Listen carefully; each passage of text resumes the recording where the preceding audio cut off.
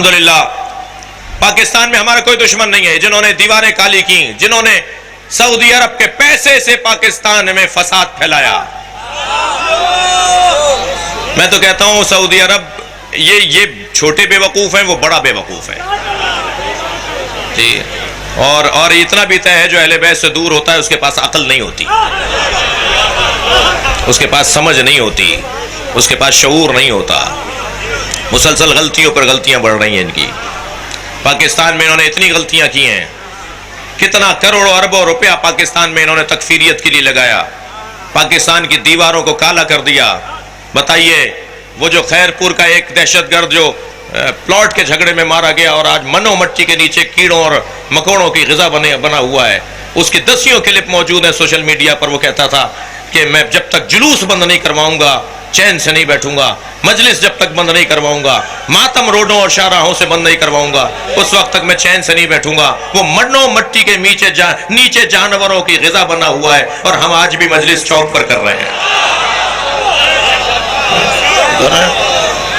بہت بیوقوف ہیں، بہت بڑے بے وقوف ہیں۔ اور اچھا اس میں بھی کوئی خوشی کی بات نہیں ہے، دشمن کو سمجھدار ہونا چاہیے۔ ہمارا دشمن بے وقوف ہے، اس پہ خوش نہیں ہونا چاہیے۔ ہمارا دشمن بے وقوف ہے، اس پہ خوش نہیں ہونا چاہیے، دشمن کو سمجھدار ہونا چاہیے۔ اتنا بڑا بے وقوف ہے۔ یہ پیسہ کہاں سے آیا؟ 1924 قادیانیت، وہابیت اور بہائیت، ان تینوں کی تاریخ پیدائش بھی بتا رہا ہوں اور ان کا میٹرنیٹی ہوم بھی بتا رہا ہوں۔ آپ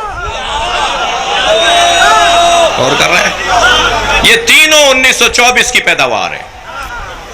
برطانیہ کے سفارت خانے نے قادیانیوں کو بنایا، برطانیہ کے سفارت خانے بہائیوں کو بنایا، برطانیہ کے سفارت خانے نے کس کو؟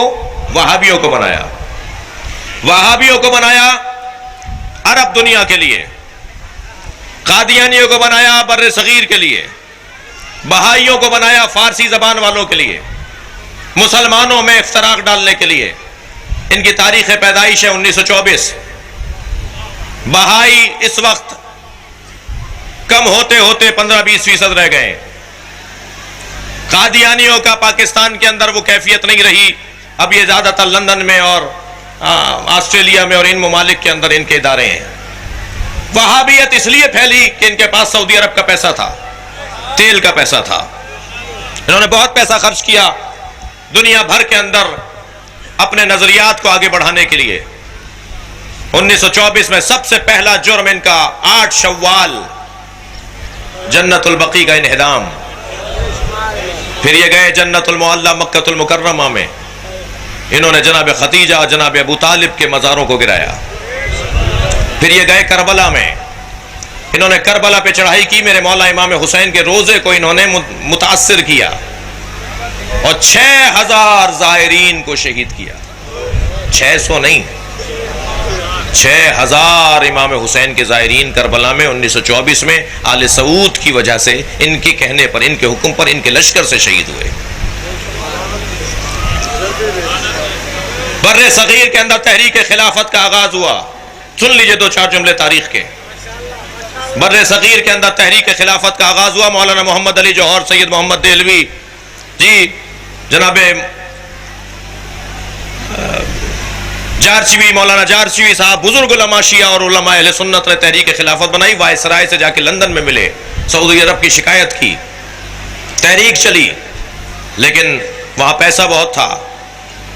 اور آپ تو جانتے ہیں کہ کربلا میں بھی حسین کو 2 چیزوں نے قتل کروایا ہے، یا حب دنیا نے یا بغض علی نے۔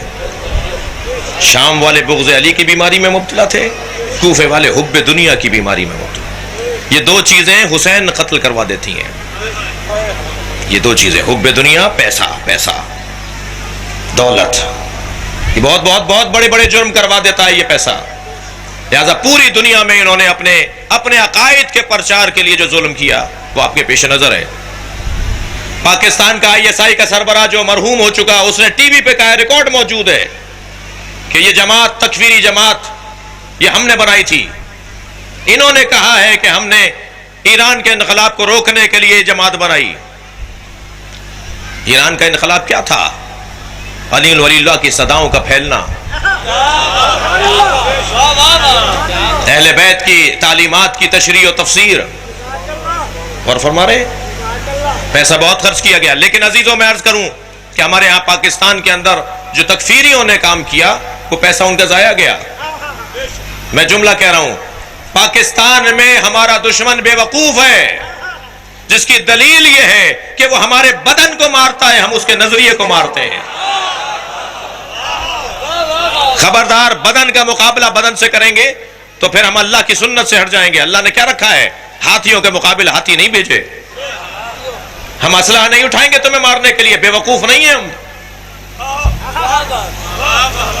ہم تمہیں قتل کرنے کے لیے اسلحہ نہیں اٹھائیں گے، اس لیے کہ بدن مرے گا بدن کے مارنے پر. تم ہمارے بدن مارتے رہو، ہم علی ولی اللہ کی صداؤں کو بڑھائیں گے، ہم مجلسیں بڑھائیں گے، ہم ماتم بڑھائیں گے، ہم جلوس بڑھائیں گے. 4 سال پہلے سندھ میں جب علم کی توہین ہوئی، انہی لوگوں نے بہت زیادہ علم کی توہین کرنا شروع کی. ہم نے سہمن شریف میں قلندر کے مزار پر ایک جلسے کے اندر یہ اعلان کیا، پالیسی بیان. ہم نے کہا جن گھروں پہ علم نہیں لگے ہوئے اب وہ بھی گھر پہ علم لگائیں، اس لیے کہ ہم بھی دیکھتے ہیں کہ ان میں دم زیادہ ہے یا ہم میں طاقت زیادہ ہے. ہمارا دشمن بے وقوف ہے، وہ ہمیں مار کر مضطرب ہے، ہم مر کر مطمئن ہیں. کوئی ٹینشن نہیں ہے. بستر پر ریڑیاں رگڑ رگڑ کے مر جانا بھی ایک موت اور حقیقت ہے، لیکن بہتر نہیں ہے کہ کالے کپڑوں میں دم نکلے. بہتر نہیں ہے کہ علم اٹھائے ہوئے دم نکلے، ماتم کرتے ہوئے دم نکلے. نہیں عزیزان گرامی، 8 شوال ہماری غیرت کا مسئلہ ہے. 8 شوال سیدہ سے ہم شرمندہ ہیں، 4 اماموں سے ہم شرمندہ ہیں. اپنی شرمندگی کا اعلان ہے یہ مجلس. ہم رو کر، ماتم کر کے، گریہ کر کے، اپنے غم کا اظہار کر کے بی بی سے معافی مانگ رہے ہیں. بی بی، یہ اتنا بڑا مجمع جب یہاں ہزاروں کلومیٹر کے فاصلے پر بیٹھ کر آپ کے منہدم مزار پہ رو سکتا ہے تو یہ منتظر ہے کہ کب منتظر آئے اور وہ مزار دوبارہ تعمیر ہو. میرے بزرگ تشریف فرمائے، انہیں زیادہ انتظار نہ کرواؤں. مصائب کے حوالے سے ان کا نظیر نہیں ہے، ان سے استفادہ ہوگا. بی بی، ہم آپ سے شرمندہ ہیں. میں جنت البقیع میں حضرت ام البنین کی قبر پہ کھڑا تھا، بی بی کو سلام کر رہا تھا. جنت البقیع کے مین دروازے سے لبنانیوں کا ماتمی دستہ اندر آیا جو نوحہ پڑھتے ہوئے آ رہے تھے، اور ان کے نوحے کا مصرع یہ تھا کہ اے مادر عباس، تمہاری قبر تو مل گئی، اجرکم اللہ.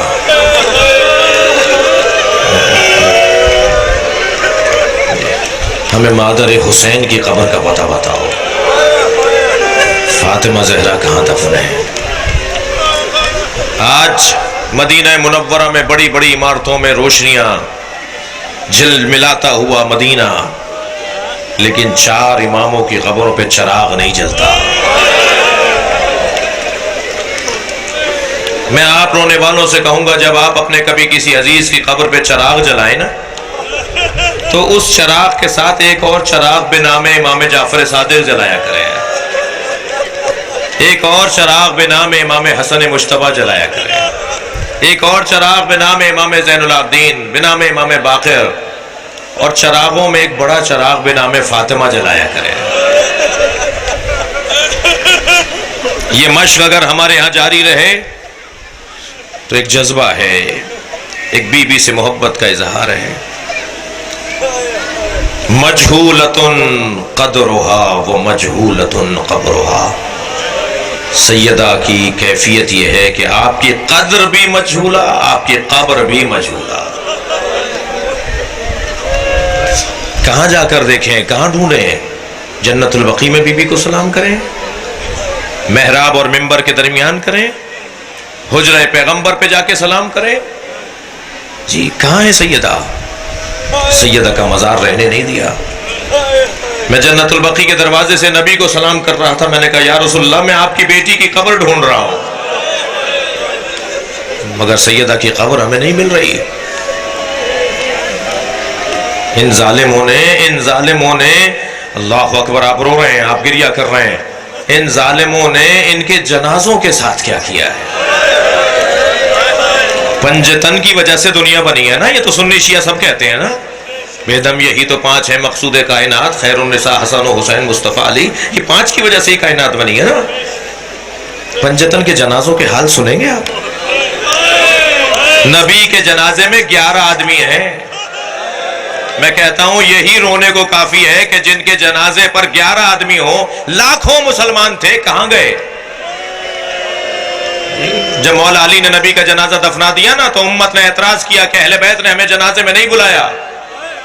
اس گھرانے میں دوسرا جنازہ ہے 95 دن کے بعد جناب زہرا کا، سنیں گے کتنے لوگ ہیں؟ 4 آدمی ہیں زہرا کے جنازے میں۔